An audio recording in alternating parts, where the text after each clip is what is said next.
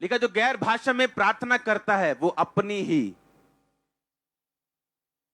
अगर इसको amplified version Bible में पढ़े तो लिखा जो गैर भाषा में प्रार्थना करता है वो अपने शरीर, अपने प्राण और अपनी आत्मा की उन्नति करता है। वो अपनी शरीर की भी उन्नति करता है, यानी उसका फाइनेंस, उसकी लाइफ, उसकी सेहत, उसके बच्चे, जो कुछ शरीर में। लिखा वो अपने सोल की, अपने प्राण की अंदर जो आपका सोल है उसके ऊपर अटैक है, उसके ऊपर व्यभिचार का, चोरी का, पाप का, कहता उसको भी वो हील करता है। और लिखा आत्मिक, वो आत्मिक रीति से बढ़ता है, उसकी आईज स्पिरिचुअल शार्प होती, वो सब कुछ देख सकता है, समझ सकता है, आत्मा में अलर्ट है जो गैर भाषा में प्रार्थना करता है। हालेलुया।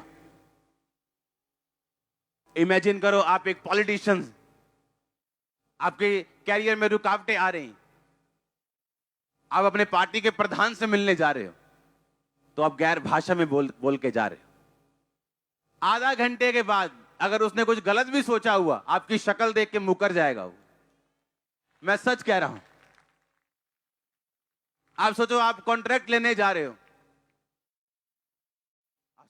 और लिया यार मुंह तो ये फटाफट चलिए, लिया नाश्ता ले, आप पढ़िए, रोटियां चल रही हैं, फटाफट फटाफट तेल पोया, भजे उधर नु, पर गैर भाषा नहीं बोली, प्रेयर नहीं की, तो हमें बार बार निराशाएं हाथ लग रही, क्योंकि जो काम आगे होना चाहिए वो पीछे। और वही अगर गैर भाषा बोल के जाएंगे तो आप समझ सकते हो क्या होने वाला। आप बिजी होंगे, बहुत बिजी। मैंने कहा बहुत ज्यादा बिजी होंगे, बहुत, फ्यूचर में बहुत बिजी। आमीन। गैर भाषा उन रास्तों को खोलती। डैनियल की प्रार्थना का उत्तर शैतान ने पकड़ लिया था। आप गैर भाषा में प्रार्थना करते हो, शैतान समझ नहीं सकता इसको। अगर वो समझ नहीं सकता, वो कंफ्यूज रहेगा हमेशा। और एनिमी का कंफ्यूज रहना आपके लिए जरूरी है, हां या ना? उसकी चालों का खत्म होना। अब आप किसी व्यक्ति के लिए प्रार्थना कर सकते हो जो आपको डाउन करने की कोशिश करता है, पर उन लोगों का क्या जिनके बारे में आपको भी मालूम नहीं और आपके ग्रुप में बैठे हो, क्या करो? गैर भाषा। गैर भाषा वहां लगती है जहां आप नहीं जा सकते। ये उन पाइपों से चली जाती है जिनके बारे में आपको मालूम नहीं। इसलिए तो परमेश्वर ने कहा मैं तुम्हें हथियार दूंगा। हां, बड़ी सी बंदूक देखते ना तो दिल से वाह क्या बंदूक है, ये स्पिरिचुअल शानदार बंदूक है आपकी। लाखों रुपए दे के मिलेगी नहीं, फ्री मिलेगी, पर कहता मुझे ग्रहण कर, बपतिस्मा ले, तौबा कर, आज्ञाओं को मान, तो तू भी पवित्र आत्मा का दान पाएगा। अब सोच लो कितना जरूरी है।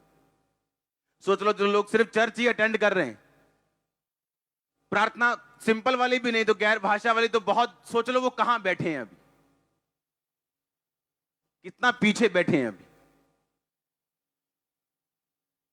हालेलुया। गैर भाषा जब बोली जाती, जब आपकी लाइफ पे उतरती और ये बढ़ती और बढ़ के अगले लेवल पे जाती है और अगले लेवल पे जाती, कैसे आप गैर भाषा से अपनी लाइफ को चेंज कर सकते हो, मसे में बढ़ सकते हो, अपने दानों वरदानों को उज्जवल कर सकते हो, परमेश्वर से गाइडेंस ले सकते हो, उसकी अगुवाई ले सकते हो, कंफ्यूजन से बाहर आ सकते हो, बीमारी से बाहर आ सकते हो, अपने घर में साल्वेशन लेके आ सकते हो गैर भाषा बोलने के द्वारा। आप जानते पौलुस ने क्या कहा?